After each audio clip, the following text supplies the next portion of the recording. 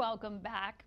What if I told you you could have $1,200 at the end of the year just by making a few tweaks and changes? That breaks down to, of course, $100 a month. If you're thinking getting there could be a bit challenging, it doesn't have to be. Tonight we are joined by financial professional Mike Kojonen, owner of Principal Preservation Services. We always love when you come, and we know you've got 4 easy tips on how to get started. And I was just thinking of my own budget. How can I make these small tweaks? Yeah, I think one of the easiest ways is our food budget. You know, the average family of 4 spends between $560 to $1,000 a month on food. Big gap there. And just think about all the food that you buy that goes bad that you throw away, so unnecessary spending, and the things that we buy that we shouldn't be buying, like potato chips and pop, things like that we shouldn't have, that are adding to our health. So there's a lot of ways we can cut back. Don't shop when you're hungry, right? That's why I'm not allowed to shop. Yes. My wife doesn't allow that. So we can definitely cut back there. And also going out to eat. You know, going out to eat is, $15 for a meal. You could probably spend $3 to $5 making that meal at home. So there's a lot of ways to cut back there.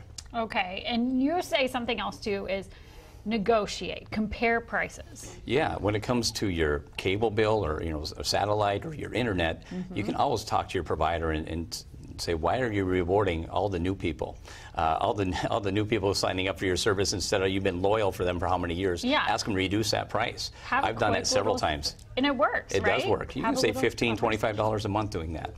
Also with your car insurance, make sure that you're properly insured. So maybe you don't need that full coverage anymore. Maybe they're not giving you all the discounts for the home discount or the good student driver discount to lower your rates as well. Low mileage discounts. Yeah, there's a lot of things that could come into play right there. And you're saying challenge yourself too this year. What does that mean? Yeah. Try to do something different. As we're in the new year, set these goals. I think the hardest reason people don't put money aside is because when they see it, they spend it.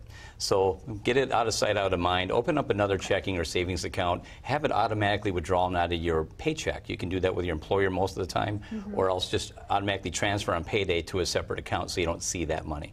And then have somebody to hold you accountable, whether it's a coworker or a spouse, and you can have a fun little challenge. Who can save the most amount of money the next 3, 6, 12 months to do that? Make it a competition. Absolutely. Like that. Reduce withholding at work. Tell me a little more about that. Yeah, some people are just on that bated breath waiting for that refund here in February, March, because they need that money because they're living paycheck to paycheck every month. So you can go to your employer, fill out a new W-4 to get more money on your paychecks, so less withholdings. And so you have more money in your paychecks through the year, but a little less refund.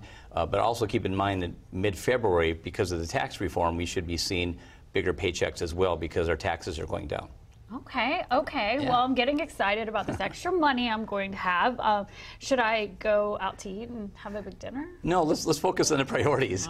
The top 3 things that you should be doing is, first of all, if you have debt, focus on getting rid of that credit card debt if you have any credit card debt.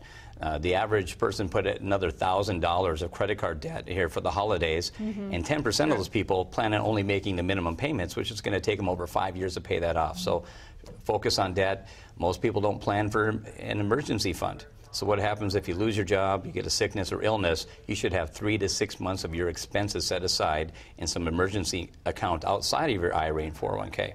And then lastly, don't just get so focused on today. We got to focus on tomorrow with our retirement planning. Outside of your contributions to your 401k, maybe you should start a traditional IRA or a Roth IRA. And I know you probably say that all the time in your practice. You do. You need to focus on that because retirement comes a lot quicker than people think. Well, thank you so much, Mike. Those are great tips. I'm going to miss eating out as much, but I'm going to take that to heart. Thank you so much You're for welcome. being with us.